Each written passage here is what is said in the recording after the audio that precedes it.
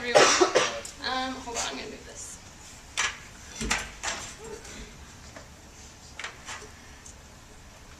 So, like Mallory said, I'm Katie, and I am a student leader here in InterVarsity. I'm a student, but only for 64 more days, which is crazy, guys, and then I'm done. So, I still can't believe myself. I don't really know what I'm going to do with my life, but hopefully it'll be good. Also, I'm dehydrated, so...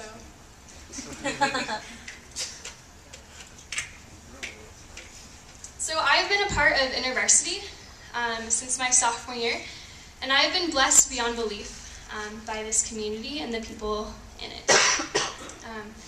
I'm majoring in social work and minoring in ethnic studies, and here are some fun facts about me. I love puppies and all things cute, and sometimes the cuteness overwhelms me, like to the point of tears, where I legitimately start crying because something's so cute. I love Lord of the Rings and Batman, so that little Gandalf thing, it's just so tiny and cute, and it's Lord of the Rings, so it's my favorite things all in one. My little sister is my best friend, but she lives in Denver. And I'm pretty sure that I'm addicted to sugar. So I've always identified myself as someone that loves ice cream the most. But recently I had this kind of identity crisis in which I thought that I liked cookies more. I know, kind of crazy. So it seriously messed with me because I thought I knew what I loved, but cookies, I was like, oh my gosh, cookies, gotta happen. So by raise of hands, who likes cookies more? Ooh, minority. Hey, who likes ice cream more? See, I just gotta stick with you guys, I decided that I do love ice cream the most because I went to this amazing ice cream shop in Denver with my little sister, and there should be a picture of it. Look at all of these ice creams. And it definitely reassured me in my decision to have ice cream be my main squeeze. So, I am currently interning at a domestic violence shelter where I work with women and children immediately fleeing domestic violence. It's intense, but also really rewarding. I answer crisis calls in which I never know who's going to be on the other line. So it could be a woman fearing for her safety, someone contemplating suicide, someone reporting sexual assault. I hear about the trauma that these ladies have experienced, and sometimes it wrecks me. But somehow I've been able to take care of myself and not internalize it all. Through working at this shelter, I'm able to see the shortcomings in our system, the pain people have had to endure, and the resiliency of people hurting and seeking safety. I've met people from all walks of life, and they're seeking a place where they can experience the basic human right of safety. This experience has made me realize how important it is to seek justice in a broken world, but not simply the justice encountered in our judicial system, but justice that comes from a healing and loving God, in which all people realize that they have dignity and worth. So we're doing a large group series on justice these next 2 weeks, and I specifically wanted to talk about what justice can look like in the context of college and in our interactions with one another. A significant part of justice is the act of valuing the dignity and worth of every single human being. I believe that in valuing others, we are doing justice. And I believe that Jesus shows us this in different interactions throughout his ministry. But I want us to look at one specific passage tonight. So the scripture I want us to focus on is found in Luke chapter 18, verses 35 to 43. It says, "As he drew near to Jericho, a blind man was sitting on the roadside begging. And hearing a crowd going by, he inquired what this meant. They told him, 'Jesus of Nazareth is passing by.'" Cannot read today. "And he cried out, 'Jesus, Son of David, have mercy on me.' And those who were in front rebuked him, telling him to be silent. But he cried out all the more, 'Son of David, have mercy on me.' And Jesus stopped and commanded him to be brought to him. And when he came near, he asked him, 'What do you want me to do for you?' He said, 'Lord, let me recover my sight.' And Jesus said to him, 'Recover your sight, your faith has made you well.' And immediately he recovered his sight and followed him, glorifying God. And all the people, when they saw it, gave praise to God."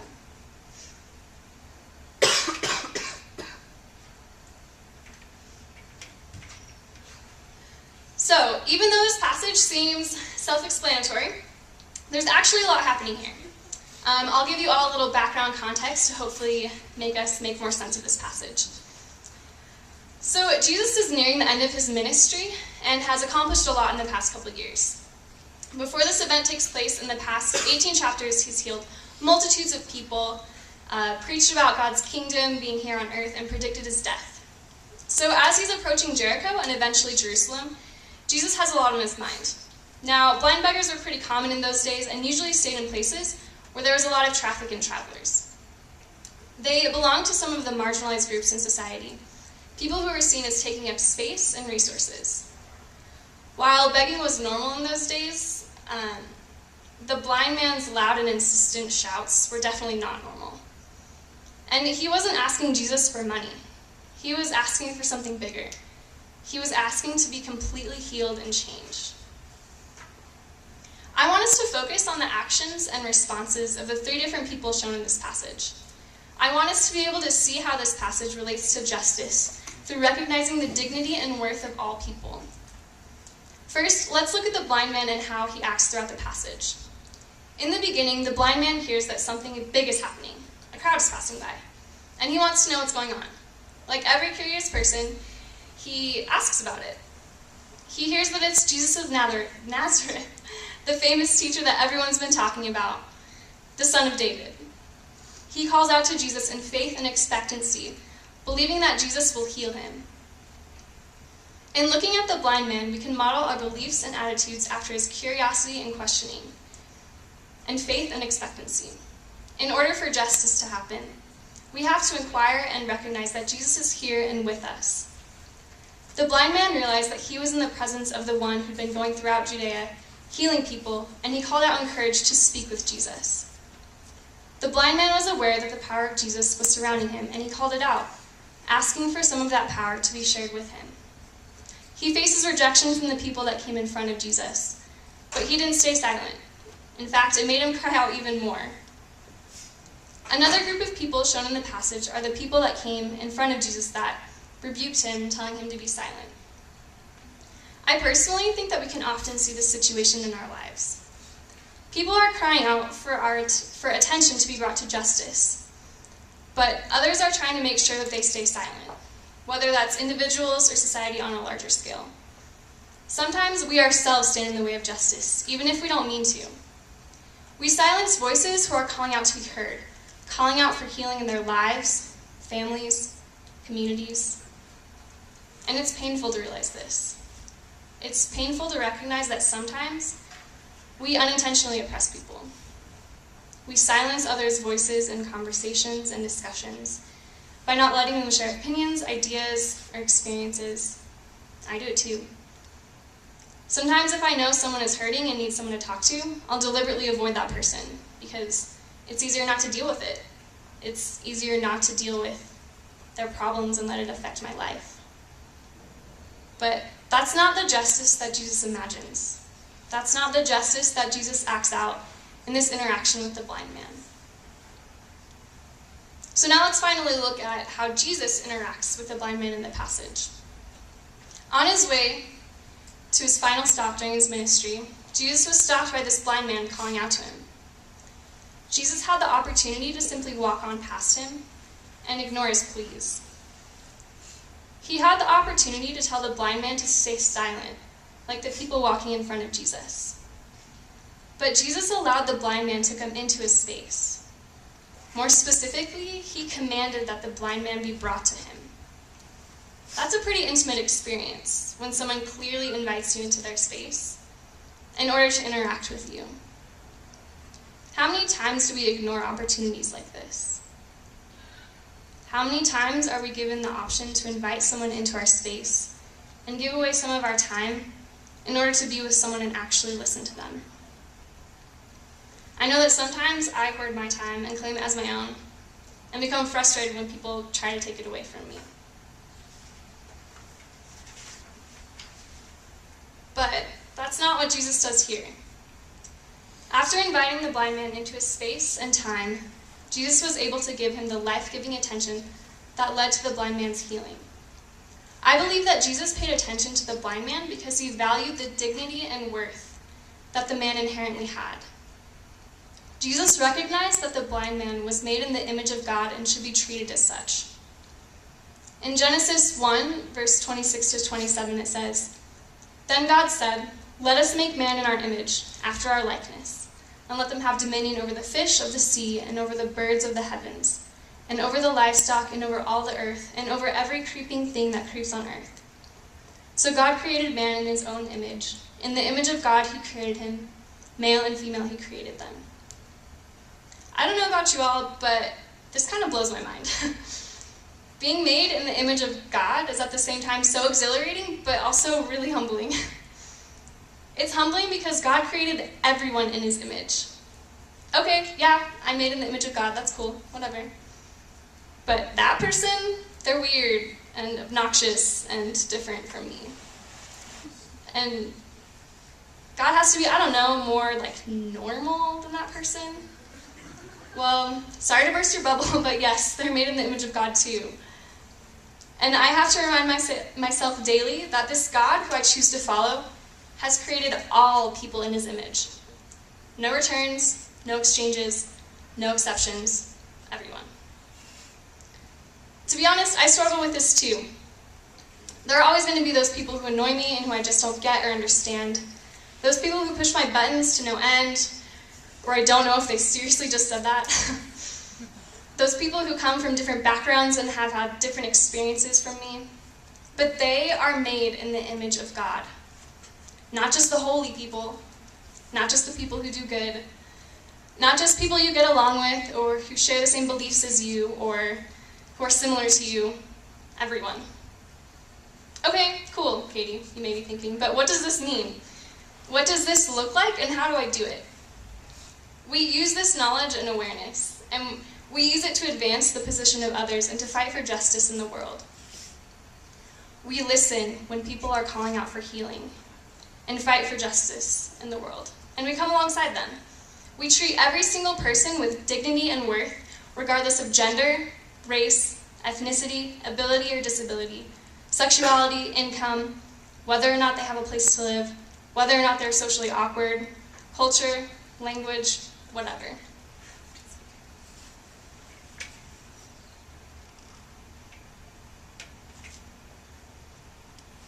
In Matthew 5, verses 43 to 45, Jesus tells a crowd that, "You have heard that it was said, 'You shall love your neighbor and hate your enemy.' But I say to you, love your enemies and pray for those who persecute you, so that you may be sons of your Father who is in heaven. For he makes his sun rise on the evil and on the good, and sends rain on the just and on the unjust." Loving our enemies, the people that push our buttons, and the people who are different from us is a tough thing to do, both individually and on a larger societal scale. But we do this because every single person is made in the image of God. It's important for us to realize and recognize that everyone has a past. Everyone has experienced difficult things. Everyone has grown up in a way that shapes who they are today. In remembering and acknowledging this, I think that we can be better able to value people's dignity and worth. A big way that we can value others is through prayer. When we get frustrated, annoyed, or just don't get it, turn to the one who created everyone in his image. Ask for patience when interacting with the people we have a hard time valuing. Ask that he speaks through us so we can speak in love. Ask that we have ears to listen to what people have experienced and to what has caused them to be where they are today. Ask that we would seek to understand the deep hurts and pain that people have experienced. Ask that we would be moved to seek justice for all people. So I'll be honest, this is hard for me sometimes. And I'm in a profession where one of the official social work values is actually seeing the dignity and worth in every individual. But I freak out sometimes and I can't do it. And I have to self-reflect in order to see where I can support a person in the way that they need. Just last week, a girl that I barely know, I maybe had 2 conversations with her in real life, randomly messaged me on Facebook. After some small talk, she mentioned that she was dealing with some stuff, and the conversation eventually turned into her self-disclosing a lot of really tough things and trauma that she's experienced in life. I wanted her to be able to share those things with people who were in closer proximity to her, since she's in Phoenix and I barely know her. But she expressed that she needed someone to talk to, and I was able to be that support for her. Throughout the conversation, I just wanted to log off and be like, hey, sorry, but I gotta go to bed. It's kind of late. But I didn't. I stayed there and was with her in her pain and hurt. I gave up my time and comfort in order to provide support and let her know that she was valued, she had dignity, and she was worth it. And it was so hard for me, and I could have chosen out of it, but I prayed for strength. Prayed for a lot of strength. And I think I was able to be there for her. But this is bigger than us, too. This is bigger than simply treating individuals with dignity and worth.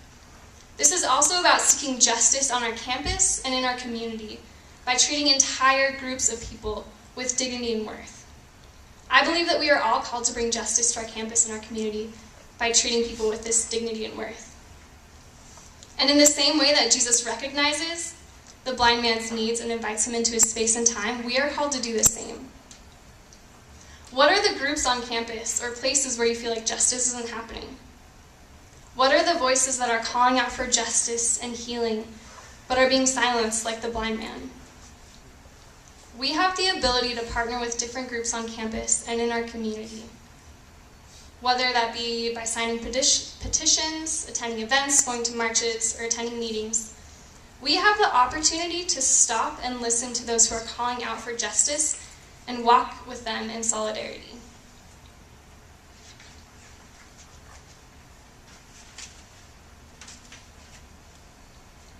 But the thing is that we aren't expected to give when we don't receive. In this passage, we are the blind man. Jesus is calling us to him to give us healing and show us that we are valued. We are worth it. We have dignity. God values us because we have been created in his image and likeness. Even when we don't deserve it and feel like everything is falling apart, he's calling us into something bigger, healing our deep hurts and insecurities. And because of what he's doing in our lives, we aren't able to just keep it to ourselves.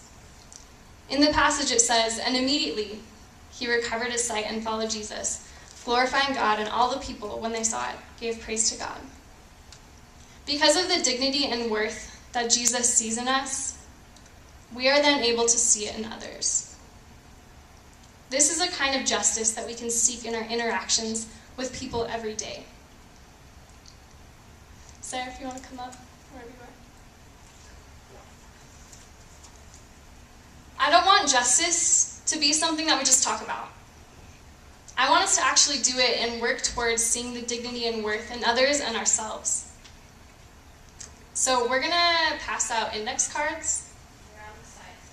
So there are index cards and pens on the sides if you guys want to pass those down.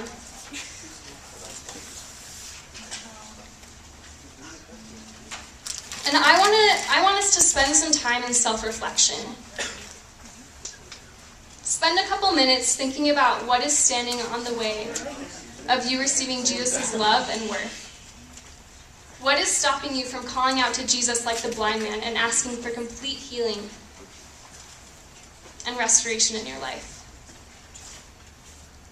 What is stopping you from receiving the value and love that Jesus is trying to offer you? So you can write that down on one side of the paper. And on the other side of the paper, I want you all to think about an individual or group of people on campus that are hard for you to love. Write the person or group of people down and pray about what it would look like to see them as created in the image of God, having dignity and worth, and to treat them as such.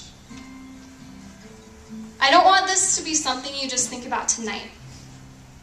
I want this to be something we are all working on continuously as a community, throughout the week, month, semester, and on from there.